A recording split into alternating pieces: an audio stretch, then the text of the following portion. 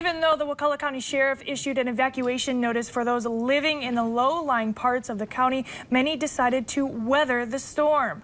WTXL ABC 27's Jada Williams is live in St. Marks. And Jada, how are the conditions currently?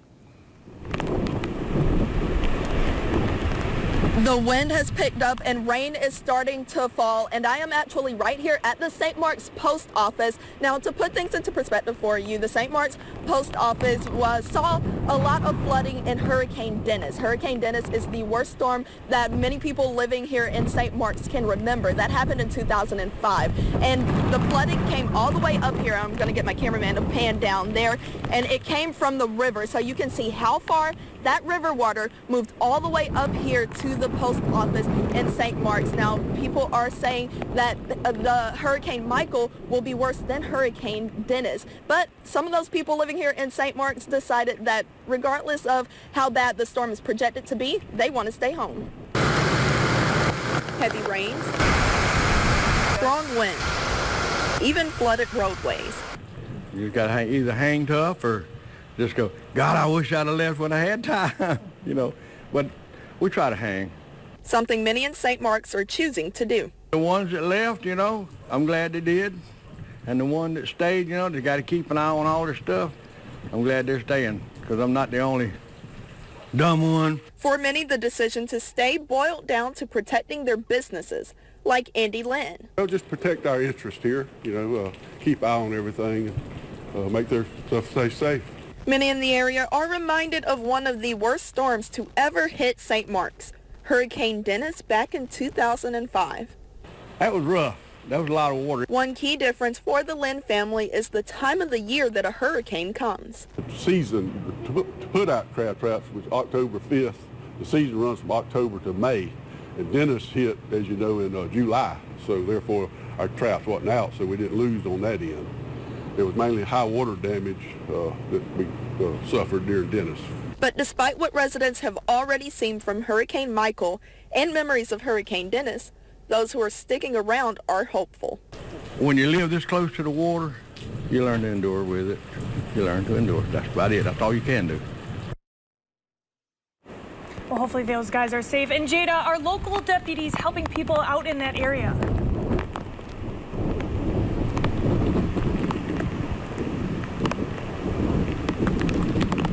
Stephanie, there were deputies that were patrolling this area a little bit behind me down the way, and actually they ended up getting a call, and many of the ones that were here in St. Marks actually were sent to Panacea. Now, I did inquire about why they were sent to Panacea. Couldn't really get much of a direct answer, but we will continue to figure out what's going on there as well. But as far as people staying safe here in St. Marks, the deputies have been patrolling this area as well. Back to you, Stephanie.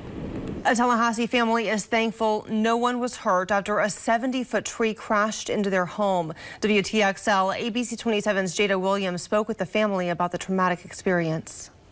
Waking up in a hotel room the morning after a hurricane isn't ideal, but the Glenn family is still thankful. And to wake up and see that 11-year-old lost their life, that was hard for my husband and I, because it could have been worse. It could have been worse. Hurricane Michael tore through Leon County with wind speeds strong enough to uproot trees. Tallahassee's beautiful with all the trees and canopy roads and stuff everywhere, but the ground gets soft and things like that, and next thing you know, a 70-foot tall tree in the backyard came crashing into their 15-year-old son's room while he was in the bed. My husband and I were sitting on the couch and kind of watching them sway and move and say, okay, if that one falls, we're kind of guesstimating in which direction is it gonna go, and we were trying to be precautionary and leaving the kids in their bedrooms to be safe. But it turned out to be the most unsafe part of the house. When I heard it fall, I just knew to get up and run. My husband jumped up and ran, and Stevie was coming out, and he was just covered in insulation from head to toe. Stevie escaped with nothing more than a sore ankle, but he's still shaken up. I keep thinking about it. It makes me feel upset. Despite the hole in his ceiling and his room that's currently unlivable, Stevie and his family are thankful that he's still alive. In Tallahassee, Jada Williams, WTXL, ABC 27. The Glenn family says the cost to remove the tree alone is estimated to be $7,000. That doesn't include fixing the roof. 3 Tallahassee artists are giving kids staying at a hurricane shelter a chance to unwind. WTXL ABC 27's Jada Williams shows how art is providing comfort during stressful times. On a normal day, there's not much for Hurricane Michael evacuees to do at the Blountstown High School shelter. So imagine their surprise to see 3 artists set up paints, brushes, canvases, and then welcome the children to come over and get creative. It's not going to rebuild their houses. It's not going to get the electricity flowing. It's not going to get the water running. But if it can give people a source of strength, that they can just take a break from all this stress, that's really what I'm looking for. Jim Russell, Walter Abbott, and Colette Probst packed up their supplies and made the trip from Tallahassee to Blountstown to offer a mental break for the people living in the shelter. They're happy to see us come.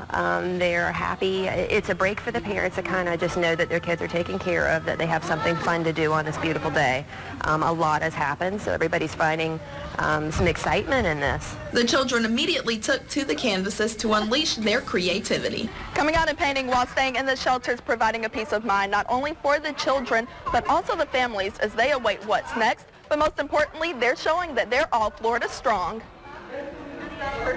Take our mind off the shelter and, the hurricane and everything that happened to us. That's exactly what the 3 artists were looking to accomplish. That's why I like to do it. And I'm glad that I'm here, and it helps to bring the community together and hopefully distract them from what happened. It could take weeks for some of these families to leave the shelter, but at least for now, the kids have a chance to have some fun despite everything going on around them. In Blountstown, Jada Williams, WTXL ABC 27. The artists will auction off the work they painted in Blountstown. The money will be used to help that community rebuild.